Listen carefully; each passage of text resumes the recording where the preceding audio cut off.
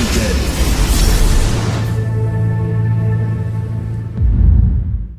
Hello everyone, and welcome back to my show. I'm Dr. Lott from Acupuncture is My Life. Now in this episode, I will be covering several concerns some individuals with inflammatory bowel disease have with potentially becoming infected with COVID-19. Now I've been asked quite a few questions pertaining to IBD and the coronavirus on the Acupuncture is My Life app private chat.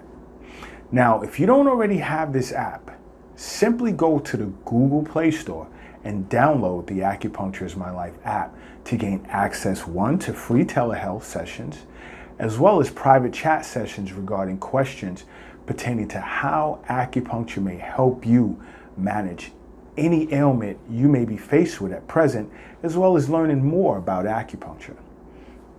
Now back to the discussion at hand. And for some of you who may not know what inflammatory bowel disease is, it's basically a coverall term used to describe chronic inflammation of all or part of your digestive tract. Now, the more common types of inflammatory bowel disease are both Crohn's disease and ulcerative colitis. Simply having Crohn's disease or ulcerative colitis does not increase your risk of becoming infected with this virus. Now, inflammatory bowel disease is considered a condition of an overactive immune system in which the immune system is in, let's say, a dysregulated state where the body can no longer control inflammation in the intestines.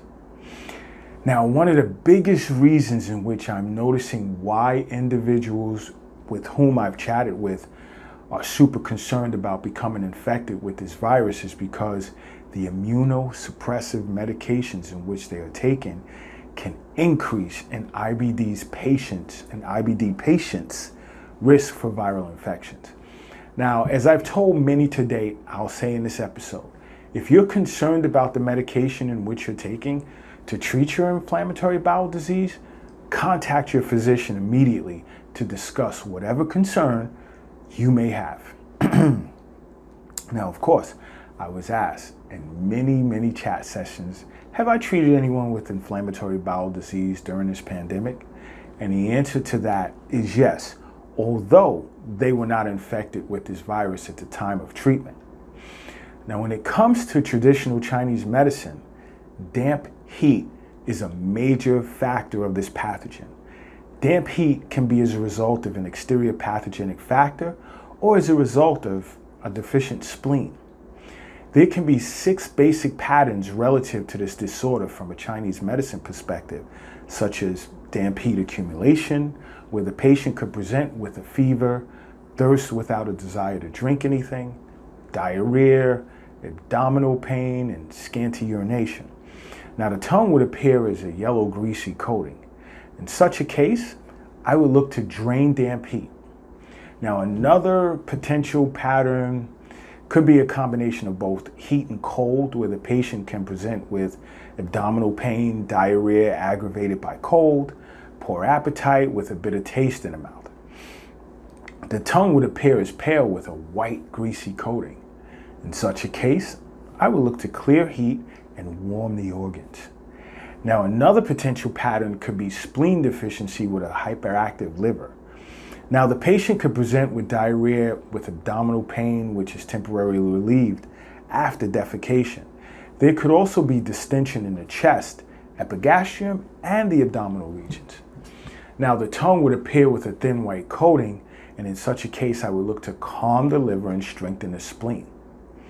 Another potential pattern could be stomach and spleen qi deficiency, where the patient could present with, let's say, diarrhea containing undigested food, abdominal distension, fatigue with a poor appetite.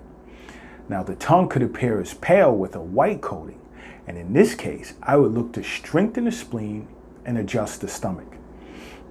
Let's see, another potential case could be spleen and kidney yang deficiency, where the patient could present with diarrhea, an intolerance for cold, pale complexion, weakness of the lower back, as well as weakness of the knees.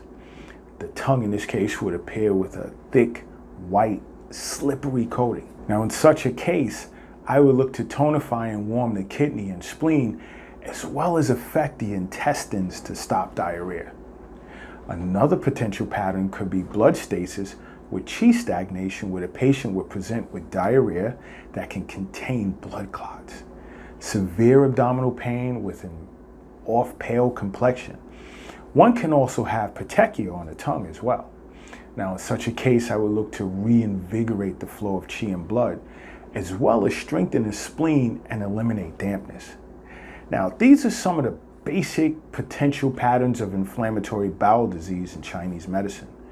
If you have inflammatory bowel disease and would like to chat with me as to whether acupuncture can help you manage this disorder, simply download the Acupuncture is My Life app from the Google Play Store. Now, to learn more about acupuncture, simply go to my website at acupunctureismylife.com and click on Understanding Acupuncture. Now, don't forget to subscribe to this channel to learn, let's say, the many ways acupuncture can be of benefit to you or someone that you care about. And until next time, acupuncture is my life. What's yours?